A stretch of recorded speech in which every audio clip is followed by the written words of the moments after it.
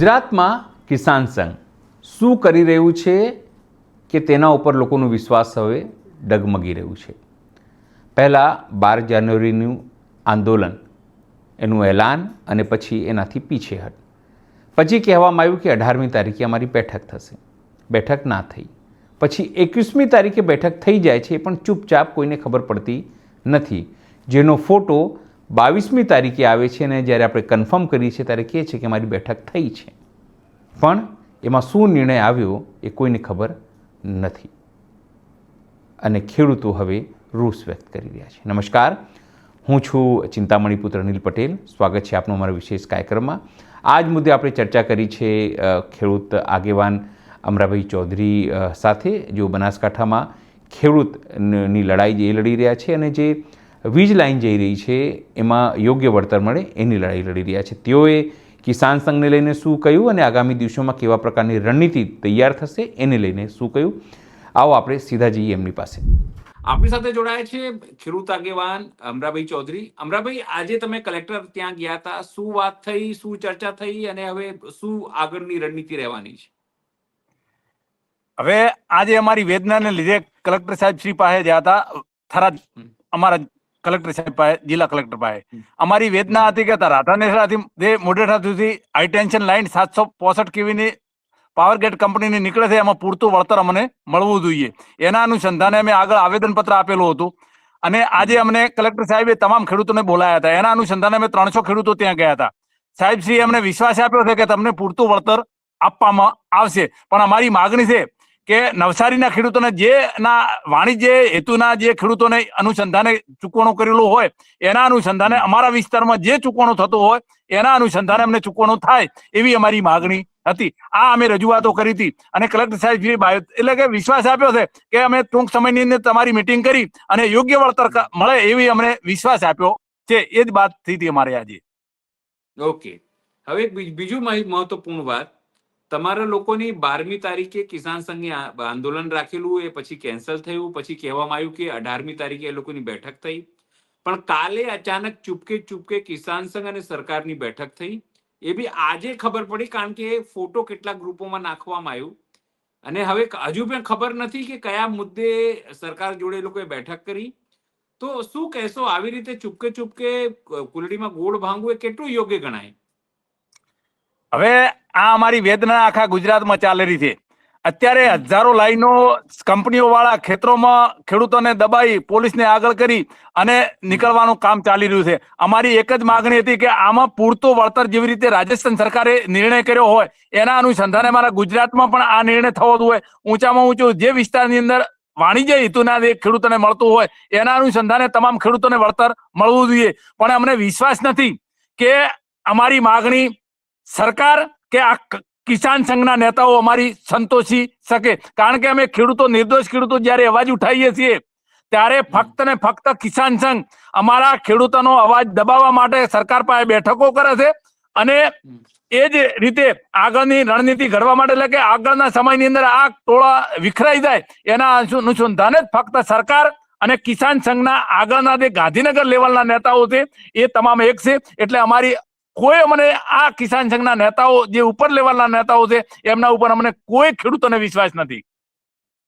ના, એટલે મારે તો ખાલી એ જ સમજવું છે કે સૌથી પહેલા એવું થયું કે ભાઈ આપણે સમગ્ર કિસાન નેતાઓને ભેગા કરીએ, આંદોલન કરીએ, બધી વસ્તુઓ કરીએ. પછી 18મી તારીખે બેઠક ના થઈ, કોઈ એમને પૂછ્યું નહીં. જે જગમાલભાઈ જોડે હું સતત સંપર્કમાં છું, એમણે કીધું કે સરકાર GR કરશે. પણ આ ચૂપકે બેઠક કરવાનો મતલબ શું હોઈ શકે છે? મારે એ સમજવું છે તમારી પાસેથી, કારણ કે ખેડૂતોની રાજનીતિ કે ખેડૂતોની વાત તમે પણ કરો છો, એ લોકો પણ કરે છે, પણ એ લોકો ચૂપકે બધી બેઠક કરે તો કેવી રીતે ખેડૂતોનો વિશ્વાસ આવે? ખરેખર આમાં શું છે ખબર છે, કેવી રીતે ખેડૂતોનો ટોળાને તોડવું આના માટેની જ બેઠકો હોય છે.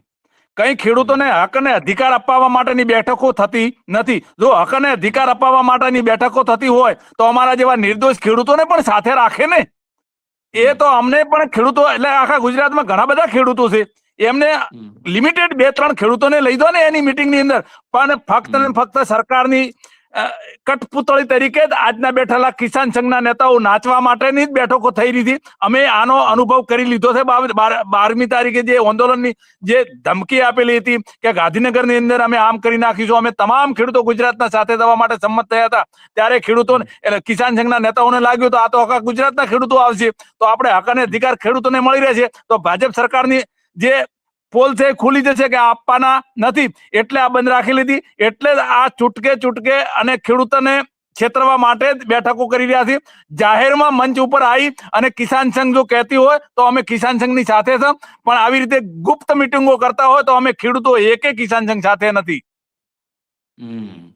હવે થોડા સવાલો એ કે જે પીએમ નિધિ આવવાની હતી એ પણ કંઈ 1 લાખ ખેડૂતો કે એમાં કંઈ વિલંબ થઈ રહ્યું છે, ખરીદીમાં કંઈક વિલંબ થઈ રહ્યું છે. આ તમામ વસ્તુઓ ખેડૂતોને બીજા શું મુદ્દાઓ છે જેને લઈને તમે લોકો આકરા પાણીએ છો, નારાજ છો સરકારથી? અત્યારે અમારા વિસ્તારની અંદર આજે પાવર ગેટ કે જેટકો કંપની કે આજે લાઈનો કે એનો મોટો મેઇન મુદ્દો છે. બીજા નંબરમાં વર્ષોથી ચાલતો હોય તો એમએસપી પ્રમાણે ગેરંટી કે સ્વામિનાથન રિપોર્ટ પ્રમાણે અમને પૂરતા ભાવ મળવા જોઈએ. આ મોદી સાહેબ અહીંથી જયારે ચૂંટાઈને ગયા ને ત્યારે મને વિશ્વાસ આપ્યો હતો તમામ ખેડૂતોને કે તમને પૂરતો ભાવ મળે, એમએસપી ગેરંટી હું આનો કાયદો લાવીશ, આવો વિશ્વાસ આખા ગુજરાતની અંદર આપેલો હતો. એના પછી મોદી સાહેબ દિલ્હીની અંદર સત્તા સંભાળી હતી, પણ આજ સુધી આ વાતનો કોઈ પણ કરેલું નથી. એના માટે 17 મહિના અમારા દિલ્હીના ખેડૂત આગેવાનોએ આંદોલન પણ કર્યા હતા. એ વખતે પણ મોદી સાહેબે વિશ્વાસ આપ્યો હતો. ઓલા 3 મુદ્દા પાછા ખેંચ્યા ને એ વખતે પણ વિશ્વાસ આપ્યો હતો કે તમારા જે એમએસપી ગેરંટી છે એનો હું કાનૂન તાત્કાલિક બનાવીશ, પણ એ પણ કરેલો નથી. એટલે અમારી આ મેઇન મુદ્દો હોય ને તો લાઈન, બીજો મુદ્દો અમારી એમએસપી પ્રમાણે પૂરતા ભાવ અમને મળવા જોઈએ, પૂરતા જેટલું ઉત્પાદન થયેલું હોય ખેડૂતોને એના પૂરતા ગમે કોઈ પણ વેરાયટી હોય તમામના અમને એમએસપી ગેરંટી પ્રમાણે સ્વામિનાથન રિપોર્ટના અનુસંધાને 50% પ્લસ કરી અને અમને ભાવ આપવા જોઈએ. આ રીતે અમારી માગણી હતી, પણ આજ સુધી આજની બેઠેલી સરકાર અમારી વાત સાંભળવા માંગતી નથી. ફક્ત ને ફક્ત કિસાન સંઘના નેતાઓને એમના ખોળામાં બેહાડી અને એમના ફક્ત ને ફક્ત રાજકારણ કરવાનું ષડયંત્ર ચાલી રહ્યું છે.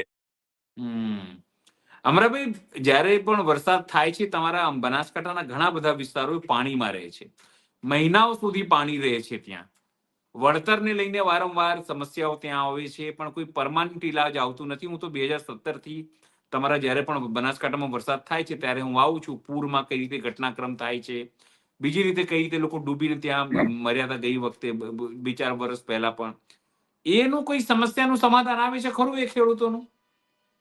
આજ સુધી નથી આવ્યું. 2015માં પૂર આવ્યું હતું, એ વખતે એ ખેડૂતો ગરકાવ થઈ ગયેલા હતા. એના પછી 17માં પૂર આવ્યું, એ વખતે પણ એ વિસ્તારના જે ખેડૂતો હતા ને એમને ખૂબ નુકસાન થયું હતું. એના પછી આ વખતે પણ ચોમાસાની અંદર કમોસમી વરસાદ ને પાછળથી અતિશય વરસાદ થયો ને એના લીધે ખૂબ ખેડૂતોને નુકસાન આવેલું હતું. એમની ઘરવખરી પણ ખતમ થઈ ગયેલી હતી. હજી સુધી કોઈ એનો નિકાલ કરેલો નથી. ફક્ત વાતો જ કરેલી છે કે આટલું બજેટ ફાળવવામાં આવશે, આવો નિકાલ કરવામાં આવશે, પણ હજી જમીન લેવલે કોઈ એનો નિર્ણય લીધેલો નથી.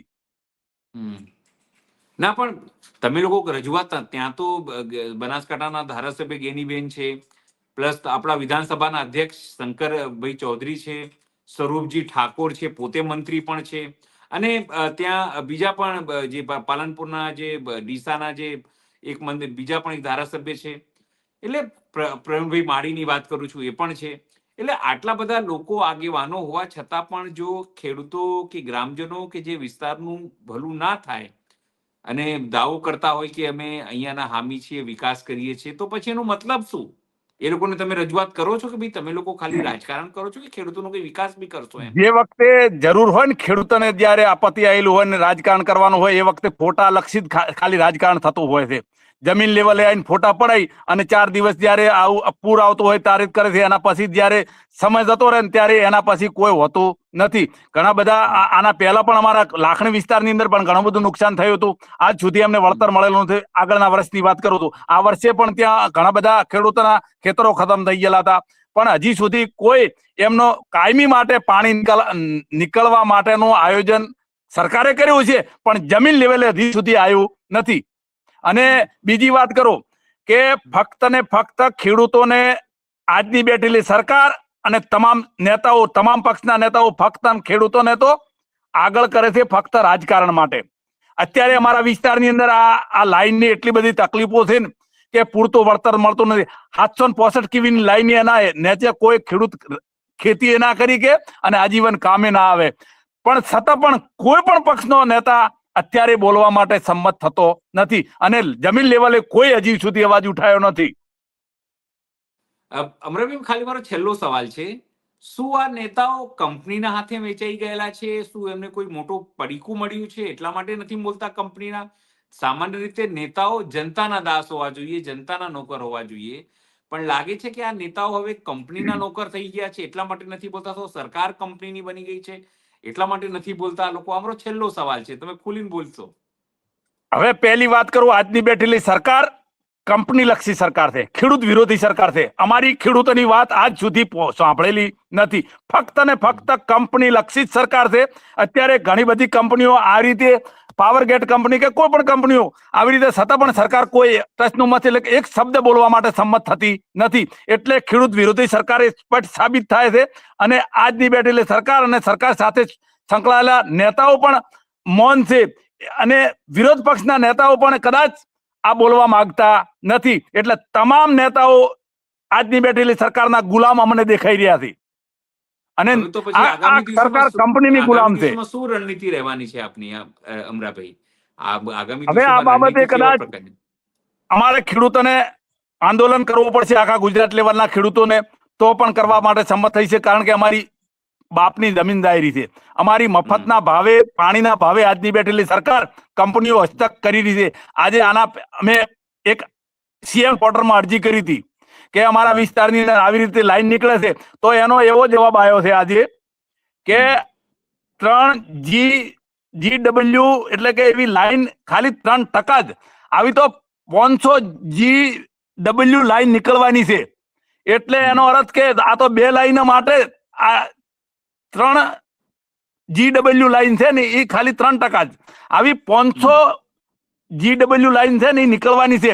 એટલે હજારો લાઈનો નીકળવાની છે. એક અમારો એક વીઘોય જમીન રહેવાની નથી. અમે આખા ગુજરાતના ખેડૂતો જાગૃત થવાના છે. કોઈ પણ ભોગે અમે આ લાઈનનો હક અને અધિકાર લીધા વગર ધમવાના નથી. અમને પૂરતું વળતર ના આવે તો અમે આ લાઈનો નીકળવા દેવાના નથી. કોઈ વાંધો નહીં અમરાભાઈ, અમારી સહાનુભૂતિ તમારી સાથે છે અને તમારી લડતની સાથે પણ અમે છીએ, કે કારણ કે તમારા લોકોને ન્યાયની લડત છે અને જો ખેડૂતોને જ અધિકાર ના મળે, જગતના તાતને જ અધિકાર ન મળે એનું, તો પછી આ દેશમાં કોણ ક્યાં જાય, એક મોટો સવાલ છે. નમસ્કાર અમરાભાઈ, તમે અમારી જોડે વાત કરી અને દર્શકોને અમારી વાત કરી. જી. કિસાન સંઘની રીતિ નીતિ અંગે આપ શું વિચારો છો? જરૂરથી કોમેન્ટ બોક્સમાં કોમેન્ટ કરજો. એ સિવાય અમારી યુટ્યુબ ચેનલ લાઈક કરો, સબસ્ક્રાઈબ કરો, બેલ આઇકન દબાવો. સાથે અમારી વેબસાઇટ છે gujaratplus.in, ત્યાં પણ જઈને તમે બધું અપડેટ થઈ શકો છો. અત્યારે માટે બસ આટલું જ. નમસ્કાર.